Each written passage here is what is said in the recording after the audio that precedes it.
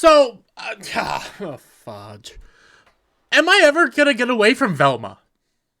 It's getting to a point that I question a lot of reality. Like, why is this show such a talking point? I would, the Steven Crowder, Daily Wire stuff's going on. You got the World Economic Forum.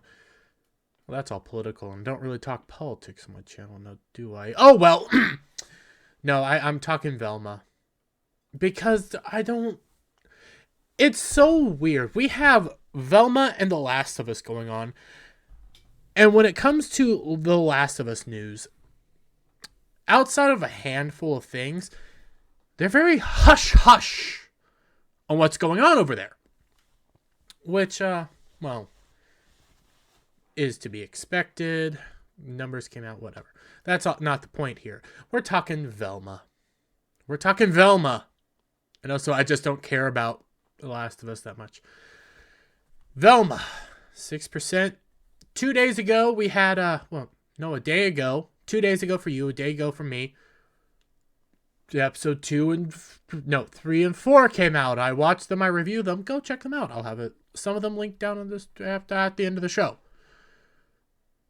They're awful. And everybody sees how awful it is. Sitting at a 6%. This number was at a 55% at one point. It's now at a 50%. This show was so despised. It is so despised by people across the board. So much so that Velma is now the third worst rated TV show in IMDb history. It is the third worst. Now, I did put it here. A rare combination of anti-woke review bombers. Well, whatever. Left-leaning viewers who think the series is just plain bad. They think she's a conservative. And Scooby-Doo enthusiasts upset by changes made to the IP have made Velma one of the lowest audience scoring series. Third worst rated TV series of every single show in history according to IMDb. They have the numbers here. It is, oh my lord, it is interesting. So at number 1, you have the pomegranate, some foreign show. The Pogmentari. A documentary about footballer Paul Pogba that seems to be low rated because people hating Paul Pogba. I don't know who Paul Pogba is. Ist bu Benamam Masalem. I didn't say something. I said that's Masalim. Another foreign show. 1.2 out of 10. Something about the rise of a Turkish teen star that a very specific group of people appear to have gotten together to hate. Don't know. Velma. 1.3 out of 10. You have to go... You are on par with 3 shows that I've never seen before. What's this? A Little Late with... You're worse than the Lily Singh show. The Lily Singh show was so bad. You're rated worse than Santa Inc. 1.6 stars. Velma is worse rated than Santa Inc. You got the final draft. It's rated worse than The View. Here Comes Honey Boo Boo. Keeping Up with the Kardashians. Whatever the heck Raspberry is. An Indian series about a sexy English teacher. Unclear. It's bad, I guess. You beat out... okay. How do I say beat out when it's trying to figure out who's the biggest loser? You are rated worse than The View, a foreign show called The Final Draft, an Indian web series that people don't like. India. You beat out Keeping Up with the Kardashians. Here Comes Honey Boo Boo. The View. The View is something I despise, by the way. I think those people are annoying. Santa Inc. You are rated worse than a show, movie, whatever it was. HBO's first, I want to say first, might be its second, original animated series from 2 years ago now. It was last 2 Christmases ago, because when I say last Christmas, whatever. You beat out a series that was dedicated and designed to piss people off because it was attacking the fundamental ideas of Christmas. Something people hold very dear. Religious, all sorts of stuff. They were attacking it. You are rated worse than this. You are rated worse than A Little Late with Lily Singh. Nobody watched this. It got 2 seasons and then was subsequently canceled. It was one of the most abominable shows I have ever seen. Papa Gundam, I think, made 2 videos off of this show alone. Laughing about the ridiculousness of the show. He might have made 3. He might have made 2 about it. Well, 2 while it was running, then 1 after it was canceled, recounting the history of Lily Singh.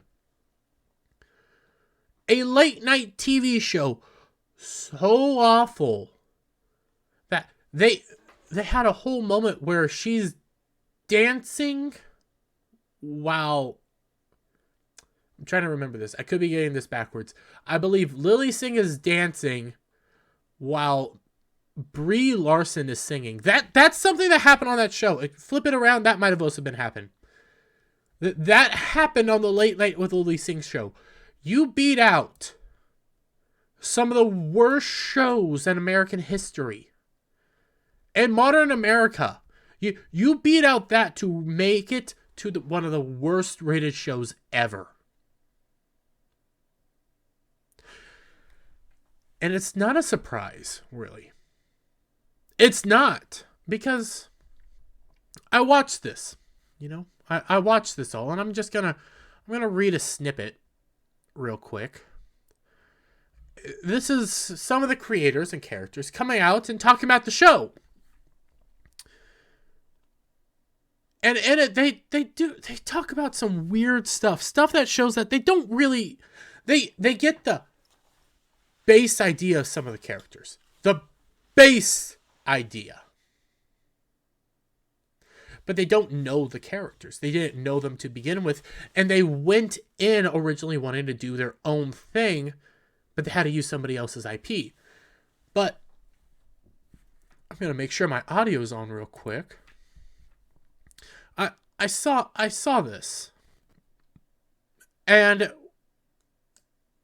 they don't understand what people are griping about.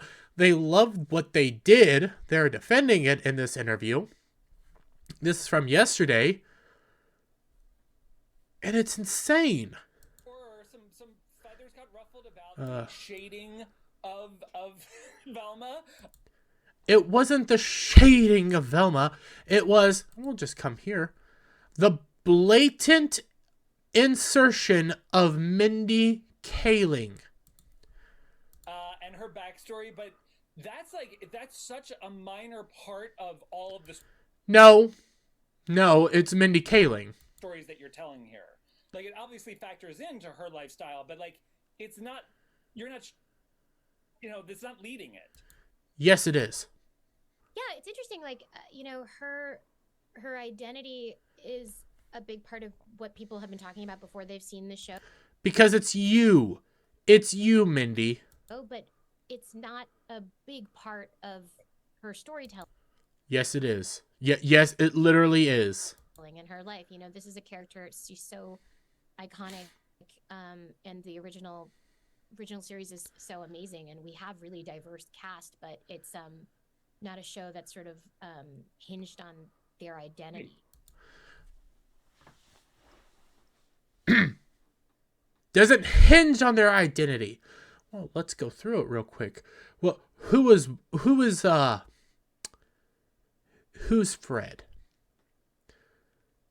Because on several iterations of some of these interviews that I've read and I've talked about, you get to their lovely showrunner, this dude, who has come out and said, oh, we didn't really care about their colors and all this. Also has said, like, they specifically made Velma for Mindy Kaling because Mindy Kaling wanted it to be her. So they completely redesigned it for Mindy Kaling, and at the same time, no, we just made it Indian. But every time he's talked about Fred, he has specifically said, Fred's a white guy. We made Fred to be a white guy, a privileged white guy. So yes, their identity drives everything. You have identity politics latent throughout your show. You don't even know what you wrote, but you gotta defend it. And this moron, he talks about wanting to do a season-long mystery and how that's so fun and cool, and we want to do this mystery for a season long, and we have a serial killer, and it's going to be a season-long mystery, and piecing all the things together is going to be part of the fun, so for rewatchability. But the problem is, I don't even know what the story is. What's the mystery of the show? Okay, girls are dying. Velma's mom has a mystery there. Daphne's, whatever, her birth parents, secrets of Fred's family, I guess. Weird mystery with Norville's character. I don't know. That I don't know what the heck they're doing. Like, where are you going with all this? You need to pick a thing. But they try to say, hey, they've never done a season-long mystery. And the show's never done a season-long mystery. And we should do a season-long mystery with this IP. Here's the thing. Scooby-Doo and the gang have done a season-long mystery. They've done several season-long mysteries. They've done a whole show about a massive mystery. Mystery Inc. I actually really liked Mystery Inc. I really liked it. There's some episodes I didn't like, but anyways. One of the big ideas of Mystery Inc. was the fact there was a previous mystery team very similar to the Mystery Crew. They also talk about the show ends up going through all that and their connections with that team. It's really cool. This show also, well, not this show, but this moron says, well, the team's always been all buddy, and they drive around in that van, and they've always been buddy. We wanted to show, but we've never seen them get together, and we've never seen them, hate each other, but we have as well. In other incarnations of the show, we've seen them fight back and forth. We've seen them bicker and gripe. You're talking about the Hanna-Barbera series, where even in the Hanna-Barbera series, they had some moments, where they might have bickered back and forth a little bit, but it was never major. In other incarnations of the show, they did fight. What's New Scooby-Doo has fights. Mystery Inc. has fights. Other movies have them fight and bickering. You don't even know the IP. I think one of the most creepy parts, though, I think this is also telling, and I do want to play this part. This is telling. That's so nice. I did zero improvisation. So they're talking about the script here and how, oh, did you do any improv for the script, or did you do any of your own pop cultural references? The scripts are just so tightly scripted, and it didn't need it, but it needed work, and no, they're not. I was so happy. I mean, what I love about the character is that she's sort of like has these like razor sharp feminist observations about being a young woman in that way where you're like, I wish I could have said that thing or encapsulated this moment the way that she did, or some of Daphne does, or some of the other female characters. the show is literally Mindy's show. I've heard Gary from Neurotic say this. She's addicted to high school. She wants to be a part of high school. She's in high school. Mindy Kaling's reliving her high school experiences. That's what she's doing here. She's reliving it. She's playing it out for all of us to see, but she's improving upon it while simultaneously trying to play herself down as a pathetic person. I don't know. What is this show trying to do? And I can't tell you. Although I do have one final thing. One thing that they don't bring up Constance. Thank God. I don't think I can have so much brain dead. But they bring in Glenn whatever and Sam whatever. I don't even care about their names anymore. I know he was in Always Sunny, but I don't care. But I'm just gonna play a small little part, and I'm gonna rebut. I say a little bit of both. Certainly bring it on, because it's just like a. So, addressing the two characters, and then the origin stories of two very iconic origin stories of two very iconic characters, and of course they go to the black. Crap! I said it. They go to Sam Horton first. Toon characters, daunting or kind of like Bring It On. Oh wait. Oh, never mind. Anyways, they talk about Shaggy and how Sam's Shaggy and stuff, and the very changed Shaggy. Oh yeah, you know, black Shaggy and also sober Shaggy. Ha ha ha ha.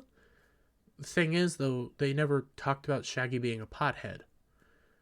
It was a fan theory. It was never confirmed. So saying, "Oh, he's sober," that doesn't do anything, because the show's never said it. The series has never said it. It's never been in any of the IPs. It's never been in any of the movies, shows. It was literally just a joke. So now you really don't know the characters or anything. None of the actors knew the characters prior.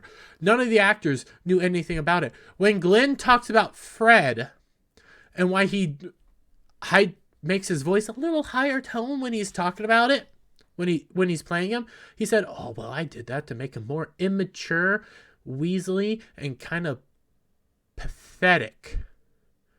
Instead of in Mystery Inc., which takes place in their high school years, where Fred has a deeper tone voice, is more confident, more, not maybe the most mature dude, but at least knows what he's doing. They don't know any of the incarnations of past characters. They're defending it in mild ways. It's not awful. They're not out attacking fans, thank God. But it doesn't matter. You're still number 3. You still beat out Santa Inc. and the little late with releasing for the worst show ever. But let me get your guys' thoughts down in the comments below. If you liked the video, give it a thumbs up. Share it out with your friends. Hit that subscribe button. Hit that notification bell for every time I put out a new video and go live. And I will see you guys on the next one. Bye for now.